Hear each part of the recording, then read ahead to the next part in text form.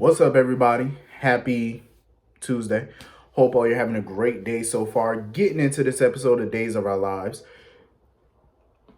First of all, I didn't know Chad was this stupid. I did not think that this boy was this dumb. You are a Demira.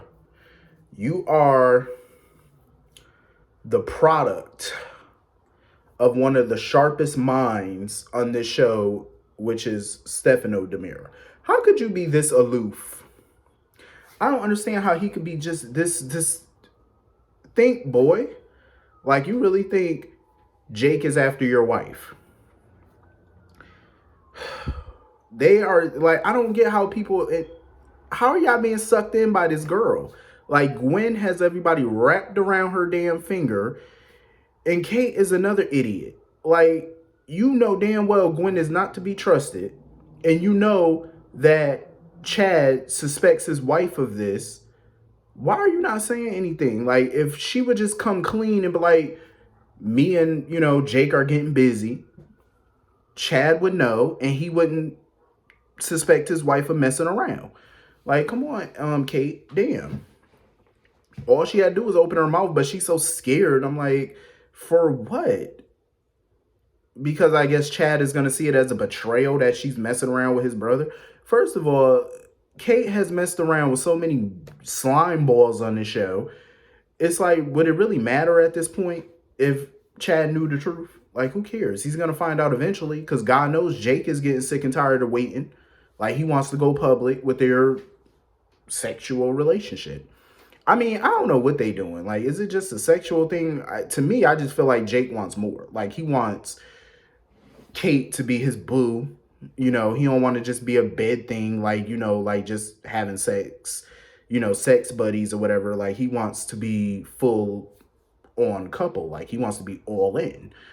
Kate is just so worried about Chad. I'm like, Kate, grow up. Like, you are a grown-ass woman. If you want to bone his brother, then bone his brother. Hell, you done slept with all the Demira men at this point. The only Demira man that you haven't slept with is who? Stefano Daddy Santo? That's the only person that I think his father name was Santo, wasn't it? That's the only person you ain't sleep with. And that's only because he in the ground. So I'm glad that, Abigail was able to put two and two together and figure out that Jake and Kate are the ones screwing around. And she plans on telling Chad this at the New Year's Eve party. I don't know why you're waiting. I would tell Chad immediately. Like, come on now. He's right in the same home as you. Tell him. What you waiting on? Because Gwen, little sneaky ass, running around booking a hotel room under Abigail's name.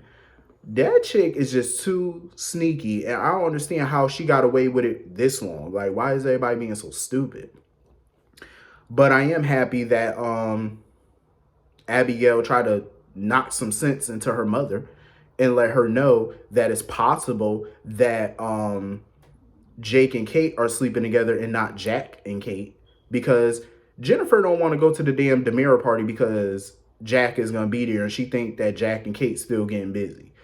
Jennifer, on what evidence? All you have is that Kate was in a hotel room with somebody with the first name and the initial is J. You know how many J's are in that damn town? Jack is not the only person with the letter J in his name. That could be anybody. Is she just going on based off of that? I understand she's insecure and all that.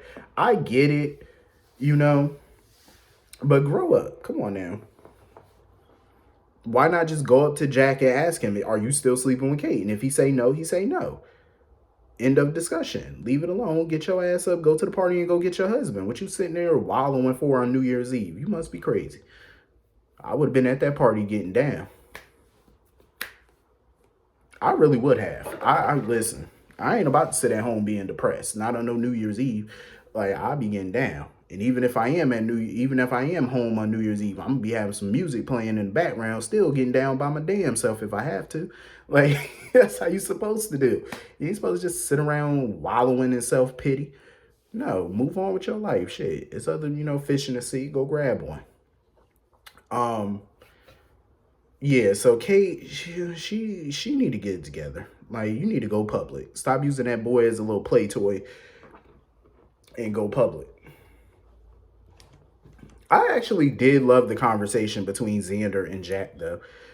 I ain't really like, I mean, I liked his advice to him, you know, to fight for his wife, go to your wife, get your wife back. I agree with Xander, as he should.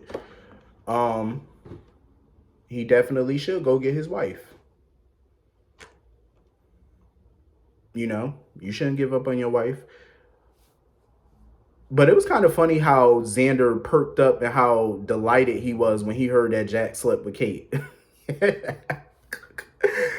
um, but he felt like Jennifer should understand why, you know, Jack slept with another woman. I mean, she was in a coma. I said that's true. She was in a coma, but they still married. They weren't separated. I mean, you know, I guess he's coming from a place of, well, you know, Jack is a man, Jack has needs.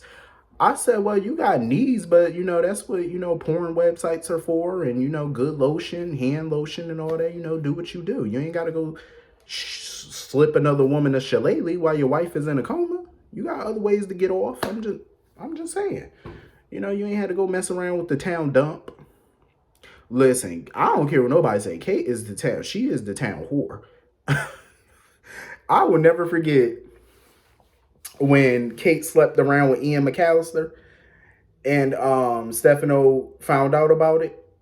And when he came back to town, they had that dinner and stuff. And that's when he, you know, showed her the proof that, you know, she was messing around. He filed for divorce. And I remember that what he said when she came in the mansion, that, you know, he knew she was a whore when he married her, but he ain't about to stay married to you know, to her if she's still in the business. That shit had me on the floor. Like, Stefano had me dying. But everybody know Kate, that I know that coochie is worn out. I'm just saying, Kate done slept with everybody. Kate would sleep with a dust bunny if she could.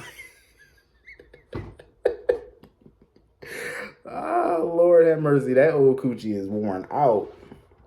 Kate done been around the block. You hear me? She has like that. She done been around the block. So anyway, moving on from that. I know Xander happy because Sarah was able to download that file that she got,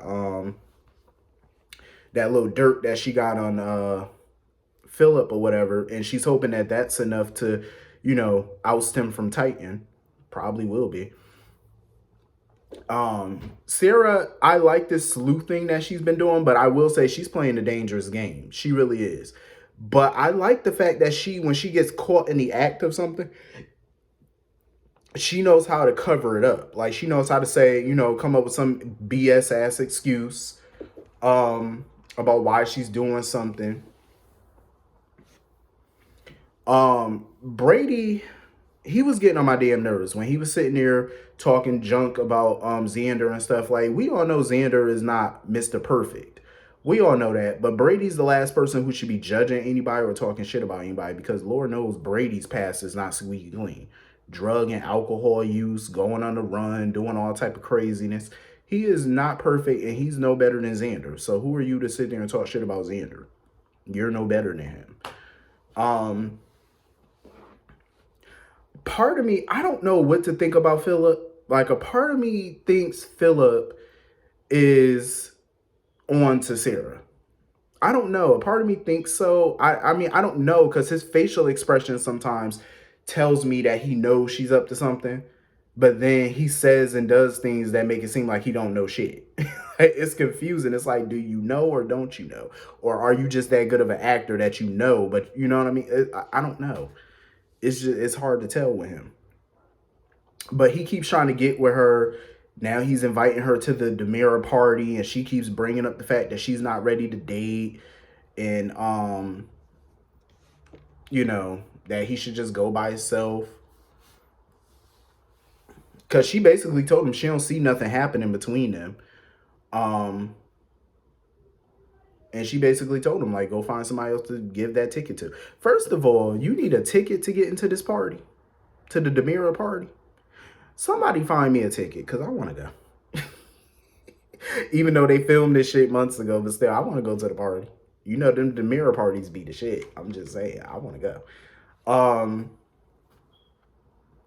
He got those tickets because Chloe gave him the tickets because Chloe didn't want to go to the party.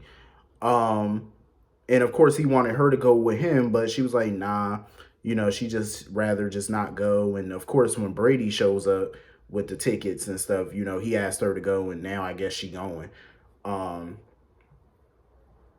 I really don't want to see her with either one, to be honest with you. Because, like, and I said this before, I feel like those relationships have been done to death. She's been with Brady, she's been with Philip. It's like, get somebody new. Why go back to your ex? That old saying that old saying just does not work for every situation. Like your ex-husband could be your next husband. No. Mm-mm. Nope, she need to leave that alone. Seriously. She really does need to leave that shit alone. Because that relationship, I don't want to see her back with Brady because I don't like Brady. I feel like he's arrogant. He's a jackass. And I just don't want to see her with Philip because Philip is literally just out of control at this point. And we all know he's about to hit rock bottom when Victor finds out what he's been doing. So I think either relationship would be a mess, especially with Kristen. If she got back with Brady, please. Kristen would go ape shit, and we all know it. But anyway, this was a decent episode. Hit the comment section. Let me know what y'all thought about this episode. And I'll see you all later. Have a good day. Peace.